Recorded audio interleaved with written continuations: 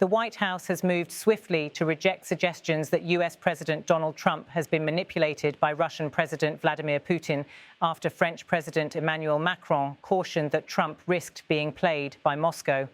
The clash of narratives comes at a sensitive moment in US-European relations, underscoring divisions over diplomacy, war, and the fragile balance of peace in Ukraine.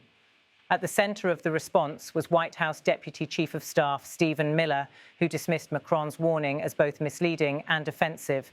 Confronted by an AFP reporter at a Washington press briefing, Miller cut straight to the point. Such an absurd question. President Trump has achieved 7 peace deals in 7 months. No president in history has done more to advance the cause of peace. He's been nominated by multiple world leaders for the Nobel Peace Prize. The controversy was ignited earlier in the day in Paris, where President Emmanuel Macron, addressing reporters on the sidelines of a regional conference, said that Trump's engagement with Russia risked backfiring. Macron suggested that if Putin failed to engage in direct talks with Ukrainian President Volodymyr Zelensky, then the US president would appear to have been manipulated by Moscow. The French leader, who has tried to position himself as both a European bridge builder and a hardliner against Russian aggression, argued that America must be careful not to compromise its credibility. He characterized Putin as a strategist skilled at exploiting divisions within Western alliances. Macron's remark that Trump risked being played if diplomacy with Zelensky was sidelined set off a storm, particularly in Washington, where officials bristled at the suggestion. At the White House podium, Miller portrayed Trump not as a pawn, but as a peacemaker with a global record. The Deputy Chief of Staff leaned heavily on a narrative of unprecedented diplomatic success. Expanding his defense, Miller declared, "Literally no president, not just in our lifetimes, but that I can think of in American history, and no world leader anywhere today, anywhere on earth, has done more to advance world peace than President Trump. He's ended the conflict between Israel and Iran. He's ended the conflict between Rwanda and Congo, between India and Pakistan, Azerbaijan. I mean, example after example after example." The statement, sweeping in its scope, sought to elevate Trump's foreign policy legacy into historic proportions. Miller's language framed Trump as a figure standing above contemporary rivalries, invoking comparisons not just within US history, but across the global stage. The White House argument rests on a series of deals Trump has brokered over the past year, some of which have indeed surprised allies and rivals alike. Since returning to office, the administration has pursued aggressive diplomatic outreach in conflict zones, ranging from the Middle East to Central Asia and Africa. One of the headline achievements frequently touted by Trump's team is the dramatic reduction of hostilities between Israel and Iran, following a series of back-channel talks and regional guarantees. The claim remains contested by some analysts who note that flare-ups continue, though at a reduced intensity. Similarly, the détente between Rwanda and the Democratic Republic of Congo, as well as limited accords between India and Pakistan, have been presented as evidence of Trump's ability to push adversaries toward dialogue. Whether these agreements endure is still uncertain, but for Trump's allies, the optics of multiple peace wins strengthen the narrative of a president delivering where others faltered. This framing is critical in countering European skepticism, particularly from Macron, whose vision of strategic autonomy for Europe often collides with Washington's unilateral diplomacy. Yet no arena tests Trump's peace branding more than Ukraine.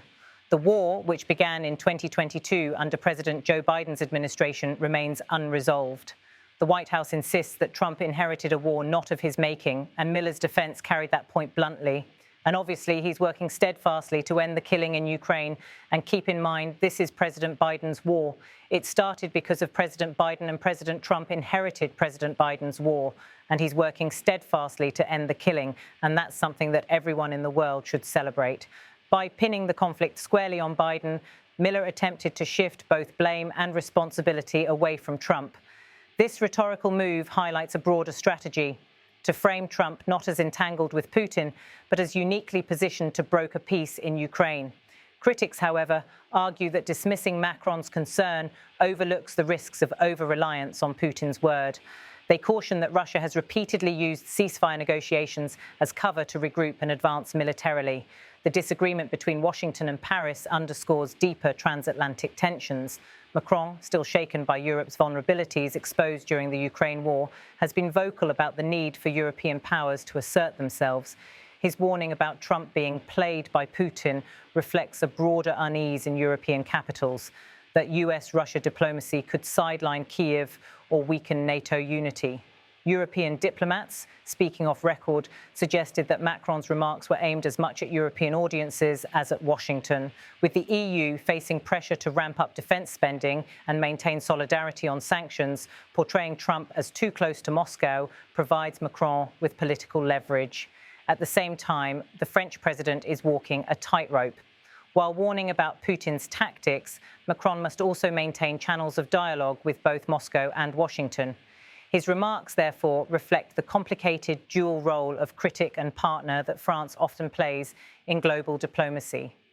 The flashpoint moment came during the exchange between Miller and the AFP reporter. The journalist posed the question directly whether Macron's warning meant Trump was at risk of being manipulated by Putin. Miller's visible irritation was evident in his dismissive opening line. Such an absurd question. For the administration, rejecting the premise outright was critical. Accepting it, even partially, would have lent weight to Macron's critique. By portraying the question as absurd, Miller signalled that the White House sees Macron's remark as not just wrong, but illegitimate. This approach also highlights the administration's broader media strategy to aggressively confront scepticism and project unwavering confidence in Trump's global leadership. Domestically, the issue carries significant political weight. Trump has made foreign policy central to his re-election narrative, presenting himself as a deal-maker who can succeed where predecessors failed. By emphasizing peace deals and Nobel nominations, the White House seeks to contrast Trump's record with what it portrays as Biden's failures. For critics, however, the rhetoric glosses over complexities. While peace agreements have been announced, the durability of these accords is unproven, and some conflicts remain volatile. The administration's characterization of Ukraine as Biden's war also sidesteps the broader geopolitical reality of Russian aggression, which transcends party politics. Still, for Trump's supporters, Miller's defense reinforces a narrative of strength. A president not manipulated by Putin, but admired by world leaders and capable of delivering peace. The clash between Macron's caution and the White House's defiance reflects more than just a war of words. It encapsulates the struggle over who gets to define the narrative of global leadership in an era of shifting alliances. Macron, wary of US unilateralism, frames Trump as vulnerable to Putin's maneuvers. The White House, determined to project strength, counters with a sweeping record of peace deals and bold claims of historic achievement. In the end, the dispute reveals the fragility of consensus among Western allies. As the war in Ukraine grinds on and global tensions simmer, the question remains, is Trump truly shaping peace, or is he, as Macron warns, at risk of being played?